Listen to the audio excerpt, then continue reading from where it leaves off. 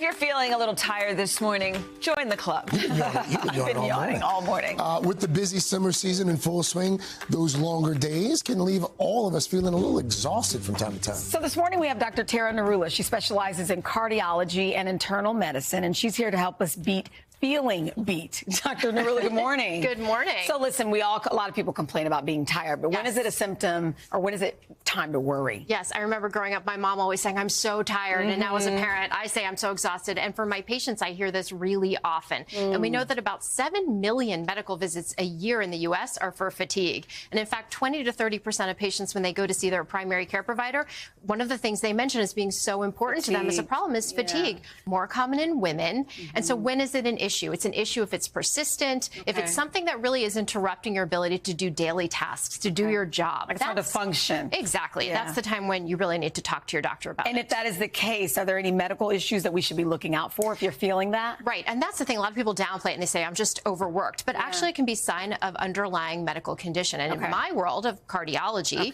we talk about things like cardiovascular disease or coronary artery disease or heart failure as being presenting as a sign with just fatigue. That's scary. Which is scary. So thyroid disease or other hormonal abnormalities, even times like menopause, anemia, vitamin deficiencies like vitamin B12, certain infections. So in the Northeast, we think about Lyme disease this time of year, HIV, hepatitis, mono, rheumatologic disorders like lupus, rheumatoid arthritis, and then cancer. And then I want to throw in there just medication. So lots of times we take things that may be contributing to our fatigue. So important to go over your medication list with your doctor, certain antidepressants, beta blockers, which are cardiac medications, antihistamines, can all lead to feelings of I'm fatigue. glad you're bringing this up because you don't have to live tired, right? No. There are things that we can do, or there could be something wrong that you need to get checked out. Exactly. And doctor, it's not just physical things that could be wrong. It's important to keep our mental health in check, right? To keep our energy levels up. Right. And it's so important to talk about mental health. We know that we're finally pulling the curtain back on that and showing how what happens up here can have physical manifestations. And it's one of the things that can really fly under the radar.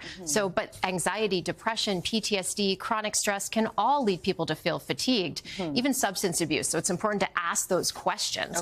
But the great thing, cognitive behavioral therapy, yoga, meditation, mindfulness, we have a lot of great ways to address fatigue when it comes to being caused by mental health issues. That can help with your energy. Exactly. Exactly. What about exercise, Doc? I mean, what do we know about the correlation between lifestyle habits and things like exercise and fatigue? Well, the more you move, the less fatigued you're going to feel. So it's important to get in that 150 minutes a week of, we say, cardio, some strength training.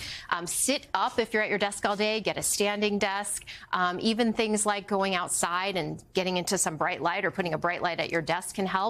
And then diet is really important. So a lot of people think if I just eat that sugar-loaded snack, it's going to give me a boost of energy. But then you can have a sugar spike and a crash. So what you want to do is add in some protein, some fats. Don't skip meals. Don't overeat. And really make your pattern kind of small, frequent meals throughout the day. And you also advocate limiting your caffeine. Yeah, I mean, sometimes little caffeine can certainly help, you know, that afternoon coffee. But when you drink too much caffeine, it can actually make you feel more tired and even dehydrated. So you want to stay hydrated. A lot of us don't drink enough water, especially now. It's so hot outside. That's important to think about.